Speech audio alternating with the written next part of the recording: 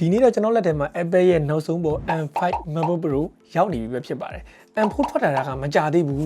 M5 ကဘာထူးခြားသွားလဲတကယ်ကိုပြောင်းလဲသွားရဲ့လားဒီနေ့ဗီဒီယိုမှာတော့ကျွန်တော်လက်ထဲမှာရောက်နေတဲ့အခု Silver Color လေးကို unboxing လုပ်ရင်းနဲ့ရှာဖွေတွေ့ရှိထားတဲ့ Plasma Result တွေကိုကိုးကားပြီးတော့ကျွန်တော်အသေးစိတ်သုံးသပ်ပေးသွားမယ်အဲ့တော့ဘာတွေပါမလဲဆိုတော့ M4 နဲ့ M5 ဘာဝယ်ရမလဲမနေ့ကထွက်ထားတဲ့ M4 Pro ဝယ်ရမလား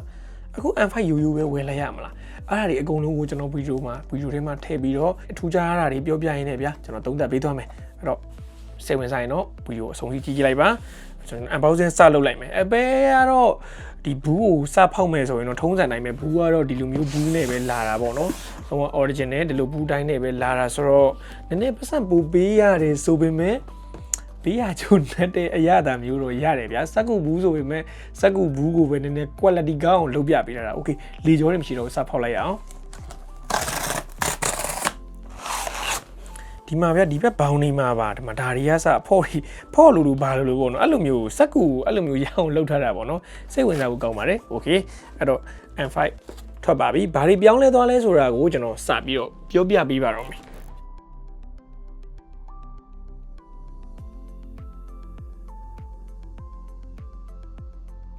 အဲ့တော့ M5 Silver Color လေးရတော့ထွက်လာပြီဆိုတော့ဘာတွေပြောင်းလဲသွားလဲဆိုတော့ကျွန်တော်စပြောရရင်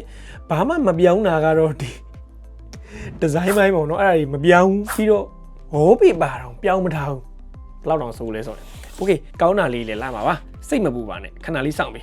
အခုကျွန်တော်မှာထားတာကတော့ထုံးစံအတိုင်း base model ကိုပဲမှာထားတယ် base model တော်တော်များများကဈေးသက်သာကြတယ်လေအဲ့လိုမျိုးဆိုတော့အခုဒီမှာက RAM 16GB SSD 512နဲ့ MacBook Pro M5 ချစ်ကိုတက်ထားတယ် performance ဘယ်လောက်ကောင်းလဲအကြမ်းမြင်ပြောရရင်တော့ M ဆိုပြီးတော့ M5 လုံးတောင်ထည့်ထားတယ်ဆိုတော့ performance ကတော့တော်တော်လေးကောင်းမယ်လို့တော့ယူဆရပါတယ်နောက်တာပါကျွန်တော်ဆက်ပြောပြပါမယ် okay အဲ့တော့ design color အနေထားကတော့ထူးထူးခြားခြားကြီးမပြောတော့ဘူးမနေ့တုန်းက M4 Pro မှာတော့ကကျွန်တော် silver color မဟုတ်ဘဲနဲ့ဒီ speed black ကိုဖောက်ခဲ့တယ် M3 မှာတော့ကကျတော့ကျွန်တော်ဝယ်သုံးတာက silver ပဲသုံးတယ်ထုံးစံတိုင်းပဲကျွန်တော်လက်ရထင်တာဘာညာမကြိုက်တဲ့အခါကျတော့ silver သုံးတယ်အခုလည်းအဲ့လိုမျိုးပဲပေါ့နော် silver လေးပဲပြန်သုံးဖြစ်တယ် okay ဒီကောင်ကကျတော့ silver ကဘယ်လိုပြောရမလဲဆိုတော့လက်ရမထင်ဘူးဗျာလက်ရမထင်တဲ့အပြင်ကိုကျွန်တော်တို့ဒီဗီဒီယိုရိုက်မယ်ဆိုရင်လည်းပဲလှတယ်တော်တော်လေးလှတယ်ဗီဒီယိုရိုက်မယ်ဆိုရင်ဒါမှကြည့်လိုက်Silver Color တော်တော်လေးလှတယ်အထဲမှာကတော့ထုံးစံအတိုင်းပဲပေါ့နော်ဘာမှပြောင်းလဲမထားဘူး message charging ကြိုးရဲ့ 80W adapter တစ်လုံးပါတယ်ဒါပဲ Apple sticker ကတော့မပါတော့ဘူးဆိုတော့ဖွင့်မကြည့်တော့ဘူးအဲ့တော့ဘူးလေးခဏဖယ်ပြီးတော့ကျွန်တော်လူရင်းလေးဆက်ပြောရအောင်အရာအနေနဲ့ကျတော့ကျွန်တော် Silver ကိုပဲရွေးထားတယ်ဒီတခါ Silver ရွေးထားတာကဒီအရင်တုန်းက Space Black တွေပါခက်စားခဲ့တယ်ဆိုပေမဲ့လက်ရထင်တာဒီဖုန်ကတ်တာတွေနည်းနည်းညစ်ပတ်တယ်ဗျာသိရမလားအဲ့လိုမဟုတ်ဘူးဆိုရင်လည်းကာဘာကိုတခြားဟာတက်သုံးလိုက်ပြန်ရင်လည်းပဲအတူတူပဲဖြစ်တော့အဲ့တော့ဒီ Silver လေးကကျတော့လုံးဝတန့်ပြန့်နေရပေါ့နော်ဒါဟာ shape ပဲဒီမှာနောက်ဖက်တွေပါဒီမှာဆိုရင်လည်းပဲတော်တော်လေးတန့်ပြန့်လေးနဲ့သုံးလို့ရမယ်ထုံးစံတိုင်းပဲဒီမှာ MacBook Pro ဆိုတဲ့ logo လေးကတော့ပါမယ်အဲ့တော့ MacBook တွေဝယ်ပြီးွားလို့စဖွင့်လို့ရှိရင်ညိုတွေ့ရမှာကနားထောင်ကြည့်လိုက်အဲ့ဒီအတန်လေးကတကယ်ပရီမီယံဖြစ်တဲ့အတန်မျိုးပါသူထည့်တာဖွင့်လိုက်တာနဲ့အဲ့ဒီဟာကစပြီးတော့အရသာခံစားရတယ်ပေါ့နော်โอเค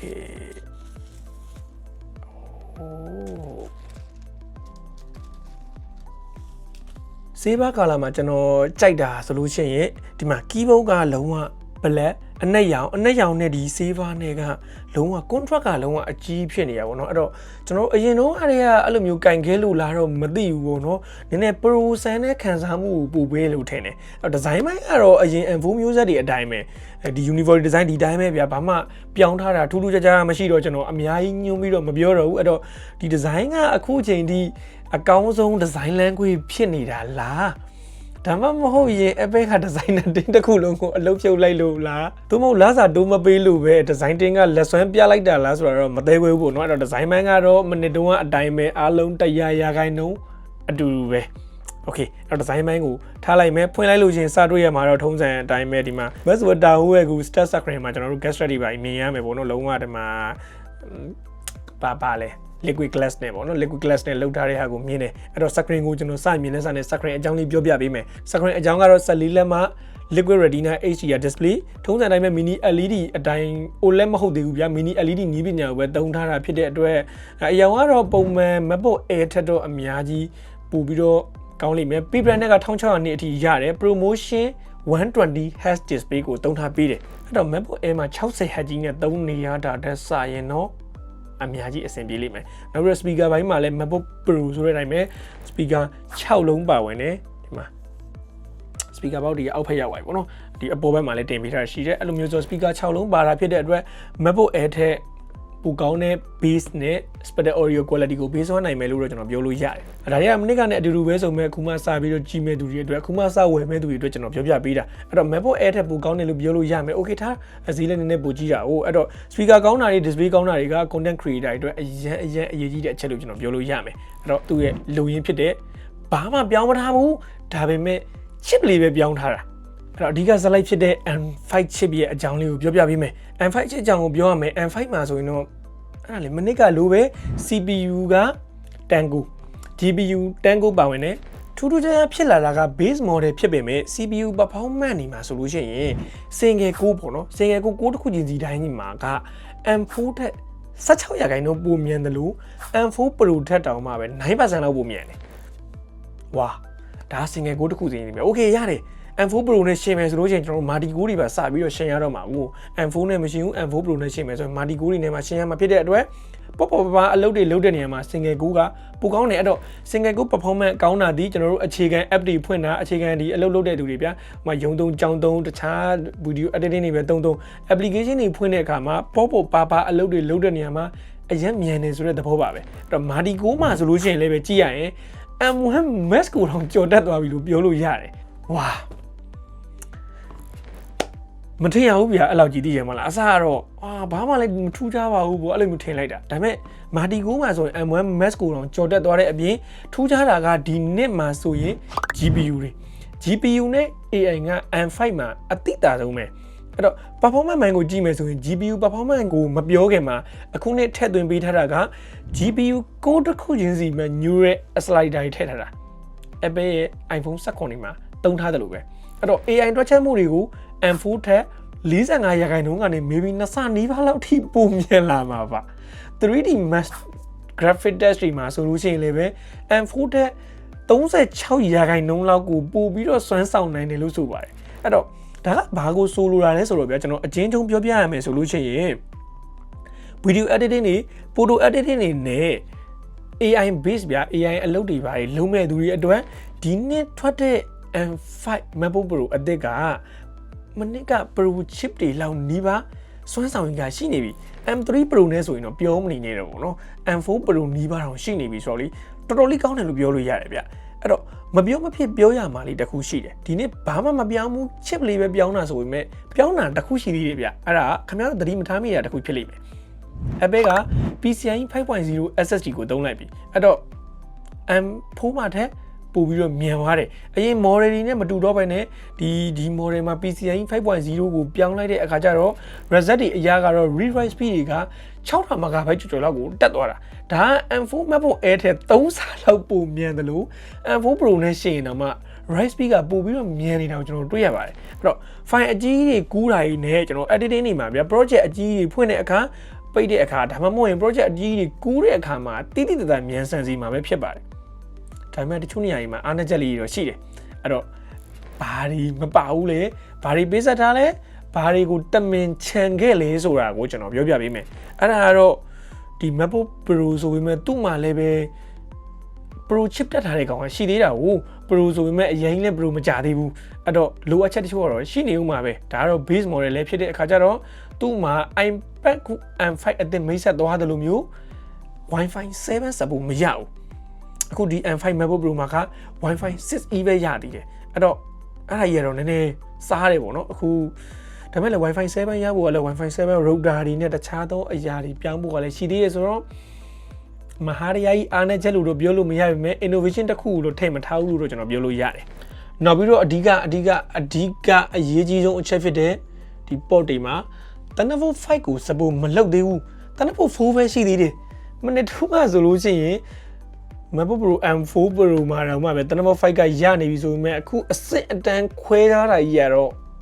ရုပ်ပေါက်တယ်ပေါ့နော်တော်တော်ကြီးတိတာသေးတယ်အဲ့တော့ Thunderbolt 5လိုတယ်ဆိုရင်တော့မရသေးဘူး Thunderbolt 4ပဲ support လုပ်သေးတယ် SSD ကတော့ PCIe Gen 5ကိုထည့်ထားသေးတယ်နောက်ပြီးတော့ memory နဲ့ဒီ SSD ဘိုင်းမှာ story ဘိုင်းနေအဲ့ဒါတွေကကြတော့ထပ်ဆိုင်လို့ကမရဘူး Windows ကြီးလိုမျိုးမရတော့ဝယ်ရပဲတခြားရွေးဝယ်ရမယ်အခုကကျွန်တော်ဝယ်ထားတာက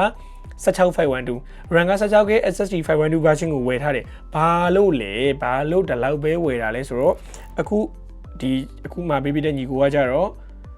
ဒီ editing ဘိုင်းသုံးမယ် editing ဘိုင်းကိုနောက်ပိုင်းအသက်မွေးဝမ်းကြောင်းပြုတ်ချင်တဲ့ချီသုံးမယ်လို့တော့ပြောတယ်ဒါပေမဲ့အခုမှဝါလုံးလေးရစအဲ့တော့အခုဒီလောက်နဲ့ဆိုရင်အဆင်ပြေဆိုပြီးတော့ကျွန်တော်ဝယ်ပေးဖြစ်တယ်ဒါပေမဲ့ RAM 24GB တို့ဘာလို့ဝယ်ပေးလို့တင့်တယ်သို့ပေမဲ့ तू ကအခုမှစလိလာမှာဒါကျွန်တော်ရဲ့သုံးသက်ချက်ပေါ့နော်စလိလာမှာဖြစ်တဲ့အတွက်နောက်ပိုင်း तू တက်မြောက်သွားတဲ့အခါကျရင်တရားကိုလဲချင်အောင်မှာလာအောင်မှာသိရမလား match ချစ်တို့ pro ချစ်တို့ထပ်ပြီးတော့လာချင်အောင်မှာဖြစ်တဲ့အတွက် M4 Pro ကိုဝယ်ရမလား M4 Pro ဆို M4 Pro second လေးကိုဝယ်ရမလား M5 ကိုဝယ်ရမလားဆိုတဲ့အခါမှာ M5 မှာအခုဒီ new accelerator တွေတက်ထားပေးတာတွေကို GPU performance ပိုကောင်းလာတာတွေကိုနောက်ပြီးတော့နောက်ဆုံးပေါ့ဗျာခင်ဗျဘာဝင်တန်းဝင်လေးလည်းဖြစ်တဲ့အခါကျတော့ဒီကောင်ကိုကျွန်တော်ရွေးပြစ်သွားတယ်M4 ကလည်းပဲ M4 Pro ကလည်းပဲပေါ့နော်အခုနောက်မှထွက်လာတာမရှိသေးဘူးခင်မိသေးတယ်ဒါပေမဲ့အဲ့ GPU performance နဲ့သူ့ရဲ့လက်ရှိပို့ပါသုံးမဲ့အလုပ်လေးတွေအပေါ်မူတည်ပြီးတော့ကျွန်တော်ကဒါကိုရွေးပြစ်သွားတာအဲ့လိုမျိုးဆိုတော့ base model က price to performance တော်တော်လေးကောင်းတယ်လို့တော့ပြောလို့ရတယ်တခုစဉ်းစားစရာရှိတာကဈေးပြောလဲစားနေပေါ့နော်အပဲကခု M5 Pro မထွက်သေးဘူးနော်အဲ့တော့ M4 Pro နဲ့ပဲကျွန်တော်ရှင်းရမှာ哦 M4 Pro မှာကSSD 512နဲ့ okay RAM က 24GB က base model ပါတယ်အဲ့တော့ဒီကောင်ကို RAM 24တက်လိုက်မယ်ဆိုရင်ဈေးပိုပေးရမယ်အဲ့ဒီကောင်ကို RAM 24တက်512တက်ထားတဲ့ဈေးနဲ့ M4 Pro က base model RAM 24နဲ့512နဲ့ပါရှင်းအဲ့သူကတော့ fan နှလုံးတွေပဲပါတယ်ဗျနည်းနည်းလေးတော့ပို့ပြီးတော့ Pro ကျသွားတယ် okay ထားဈေးကိုပဲရှင်းကြည့်မယ်ဆိုရင်ဒေါ်လာ200ပဲกว่าတော့တယ်ဗျဒီကောင်ကဒီ UU M5 ကိုက M5အပေါင်းဒေါ်လာ200ဆိုရင် M4 Pro ရပြီအဲ့တော့ရွေးချယ်စရာကြီးရဗျာဒေါ်လာ200လေးနဲ့ဟို Pro chip ဘက်ကိုသွားမလားဒါမှမဟုတ်အသစ်ထွက်တဲ့ M5 ကိုသွားမလားဆိုပြီးကျွန်တော်တို့ဝေခွဲမရအောင်လှုပ်သွားတဲ့အပဲဟာ system ကြီးကတော့ဘာကြီးမှမသိဘူးပေါ့နော်အောက်တက်ကြီးနဲ့ကြံခဲ့တာပေါ့အဲ့လိုမျိုးကြီးဆိုတော့ဒါပေမဲ့မပူပါနဲ့ဈေးအတူတူတွေကပဲကျွန်တော်တို့ second ဝယ်မယ်ဆိုလို့ရှိရင် second အသက်လေးအမကန်တော်တော်ကြံတာကို M4 Pro တွေကဝယ်မယ်ဆိုရင်တော့ဒီကောင်းတဲ့ဈေးသွားတူတယ်အဲ့တော့ယူရတာအခက်တယ်ဗျာသိရမလားအဓိကတော့ကျွန်တော်တို့ကမာတီကို performance ဘယ်လောက်သုံးကျင်လဲဘာညာအပေါ်မှာမူတည်ပြီးတော့ရွေးရပါလိမ့်မယ်အဲ့တော့တခုချင်းစီကိုကျွန်တော်စက်မပြောခင်မှာဂျားထဲမှာcore speed လေးတွေ SSD speed လေးတွေကဒီ Pro chip တွေကိုရှင်လို့ရတဲ့အထိရောက်လာပြီဒီ M5 မှာကအဲ့တော့ GPU အကြီးတွေသုံးရမယ့်အလုပ်တွေ 3D render နဲ့အကြီးတွေမလုပ်ဘူးဆိုရင်ဒီ M5 ကကျောင်းသားတွေ programmer တွေပြီးတော့ content creator တွေခုစာရိုက်မယ်ဗျ script writer တွေပဲဖြစ်ဖြစ်အဲ့လိုမျိုး office သုံးမဲ့သူတွေအတွက်ကတော့ price to performance ကောင်းတဲ့MacBook တစ်လုံးဖြစ်နေဦးမယ်လောလောဆယ်တဲ့အချိန်ထိပေါ့နော် maybe M5 MacBook Air လည်းထွက်လာနိုင်မယ်ဆိုပေမဲ့အခုလောက်ထုတ်ထားတဲ့ performance နဲ့ M5 မှာကပန်ကမပါဘူးရေပန်ကမပါတဲ့အနေထားနဲ့ကအဆင်ပြေမလားဆိုတာကကျွန်တော်စဉ်းစားစရာကြီးဗျအဲ့တော့သူ့ဟာနဲ့သူကောင်းကြည့်ကြလုံးမှာတော့သိပေမဲ့နည်းနည်းစဉ်းစားစရာတစ်ခုတော့ပါတယ်အဲ့တော့အခုဒီ silver color လေးနဲ့ M5 performance ကကျွန်တော်တို့ပုံမှန်ဆော့ဆော့ပြောသွားတဲ့ content creator တွေကျောင်းသားတွေတခြား video editing သမားတွေအတွက်ကတော့ maybe လိုတာတက်တောင်ပိုတယ်လို့ကျွန်တော်ပြောလို့ရတယ်အဲ့တော့ခင်ဗျားတို့ဒီ M5 အပေါ်မှာဘယ်လိုမြင်လဲ upgrade လုပ်သေးတယ်လို့ထင်လား comment မှာဝင်ပြီးတော့ပြောပြသွားပြီးလို့ရတယ် okay ဘောနက်အနေနဲ့ထပ်ပြီးတော့ပြောပြရမယ်ဆိုရင်ပေါ့နော်အဲ့တော့ M4 MacBook Pro ကိုဝယ်ရမလား M5 MacBook Pro ကိုဝယ်ရမလားဘာမှတော့မကွာဘူးဒါပေမဲ့ဈေးကအရန်ကို M4 ကတက်တာနေတယ် discount တွေအများကြီးရနေတယ်ဆိုရင်တော့ထည့်သွင်းစဉ်းစားတရားကောင်းတဲ့အထက်မှာပါတယ်ဘာလို့လဲဆိုတော့ကျွန်တော်ဆက်ပြောပေးမယ်ဘာလို့လဲဆိုတော့ကကြတော့မနစ်ကထွက်ထားတဲ့ M4 ကိုကင်နေတဲ့သူတွေဒီနေ့ M5 ကိုပြောင်းဖို့လိုလားဆိုတော့အဲ့လောက်ကြီးတော့မလိုဘူးokay ဟုတ်တယ် neural accelerator တွေထည့်ပေးထားတယ် GPU core တစ်ခုချင်းဒီမှာထည့်ပေးထားတယ်ပေါ့နော် GPU performance ပိုကောင်းတယ် single core performance တွေကလည်း Pro chip နီးလောက်သွားတယ်ဆိုပေမဲ့မနစ်က M4 MacBook Pro ကိုအရှုံးခံရောင်းပြီးတော့လဲပြရလောက်တဲ့အထိတော့စီးနဲ့ရီလိုကွာမနေပြန်ဘူးအဲ့လိုမျိုးဆိုတော့တကယ်လို့သင်က ဈေးတက်နဲ့ M4 UU MacBook Pro ကိုစက္ကန့်လေးရှာဝယ်မယ်တန်းတာလေးရှာဝယ်မယ်ဆိုရင်လည်းမစိုးဘူး price to performance ကောင်းတယ်လို့ပြောလို့ရတယ်ဒါပေမဲ့သင်ကဈေးတက်နိုင်တယ် M5 ကိုမှဝယ်ချင်ပါတယ်ဆိုရင် M4 Pro ကိုစက္ကန့်လေးဝယ်ရင်ကောင်းမလား M5 ကိုအသစ်ဝယ်ရင်ကောင်းမလားဆိုတာကတော့ဒါကိုကဘာတွေသုံးမလဲပေါ့နော်စောစောကပြောသလိုပဲမာတီကို performance ကိုမဟာတွေကဆွဲညစ်ပြီးတော့သုံးချင်ပါတယ်ဆိုရင်တော့ M4 Pro ကိုတော့စက္ကန့်လေးကသွားရင်ဒီကောင်နဲ့ဈေးတူတူပဲအဲ့လိုမဟုတ်ဘူးနောက်ထွက်တဲ့ဟာမှလိုချင်တယ်နောက်ပိုင်းမှာပါ MPU performance ကိုကျွန်တော်တို့ကအများကြီးပို့ပြီးတော့အခရာကြသုံးချင်ပါတယ်ဆိုရင်တော့မတတ်နိုင်ဘူး M5 ပဲယူရမှာပဲ M5 Pro တက်ထားတဲ့ MacBook Pro ထွက်လာရင်လည်းပဲသူ့ထက်ဈေးရကြည့်အောင်ပါရှုပ်နေရပဲဗျာသိရမလားရွေးရတာအဲ့လိုမျိုးဆိုတော့အဓိကကျွန်တော်ပြောချင်တာကိုကဘာသုံးပါလဲဆိုတာကိုတော့အဓိကစဉ်းစားရမှာမာဒီကိုပေါ့မှအများကြီးသုံးမယ်ရတယ် Pro ချင်းမှသုံးချင်ပါတယ်ဆိုရင်တော့ Pro ဘက်ကိုတွားလိုက်အဲ့လိုမဟုတ်ခင်ဗျပန်ဝင်တောင်းဝင်သုံးချင်တယ်ဒီ M5 ကသုံးထားတဲ့ကျွန်တော်စောစောကပြောသွားတဲ့ရှေ့ကပြောသွားတဲ့အရာတွေကိုမှကြိုက်ပါတယ်တနဘော540မပါလဲရပါတယ်ဆိုရင်တော့ဒီကောင်ကိုရွေးလိုက်အဲ့ဒါကလူရင်းတို့ချင်းနဲ့ခင်ဗျားတို့အတွက်အဆင်ပြေဆုံးအဖြစ်ဖြစ်လိမ့်မယ်လို့ကျွန်တော်မျှော်လင့်ပါတယ်ဘတ်စမတ်ဒီဘာရီညာတွေကကျွန်တော်စိတ်ချရတဲ့နေရာကနေယူလာတာမို့လို့စိတ်ပူစရာမလိုဘူးလုံးဝယုံကြည်စိတ်ချလို့ရတယ်โอเคအဆုံးထိကြည့်ပြီးတော့ကျေးဇူးအများကြီးတင်ပါတယ်အဲ့တော့အခုလိုမျိုးဗီဒီယိုတွေကြိုက်တယ်ဆိုရင်လည်းပဲကျွန်တော်ကို like share subscribe လေးနဲ့ supporting လုပ်သွားပေးလို့ရပါတယ်နောက်ဗီဒီယိုတင်လည်းပဲမြန်မာပြည်မှာကြည့်နေရဆိုရင် VPN လေးတွေဖွင့်ပြီးတော့ကြည့်ပေးဖို့လည်းကျွန်တော်မြတ်တာရက်ခံအပ်ပါတယ်အဲ့တော့ဒီလိုမျိုးဗီဒီယိုတွေစိတ်ဝင်စားတဲ့ကြိုက်နေတဲ့ဆိုလို့ရှိရင်လည်းပဲ share လုပ်သွားပေးလို့ရတယ်လို့သိချင်တိုင်းရှိရင်လည်း comment မှာမေးသွားပေးလို့ရတယ်နောက်ကျွန်တော်စိတ်ဝင်စားတာကဒီကောင်ဆိုတာထက်ပေါ့နော်M5 တက်ထားတဲ့ Mac Mini အဲ့ကောင်ကျွန်တော်အရင်စိတ်ဝင်စားတယ်ကျွန်တော်မနစ်ကလိုပဲ M4 Mac Mini ကိုကျွန်တော်ဝယ်သုံးခဲ့တယ်အခုကျွန်တော် Mac Studio M4 Max ပြောင်းထားတယ်ဒါပေမဲ့ M5 Max Mini ထွက်ရင်လည်းပဲကျွန်တော်ဝယ်ပြီးတော့ M5 Mac Mini ဝယ်ပြီးဘာတွေသုံးလို့ရလဲဆိုတဲ့ content ကိုကျွန်တော်လုပ်ပေးပြအောင်စူးစမ်းသွားပါဦးမယ်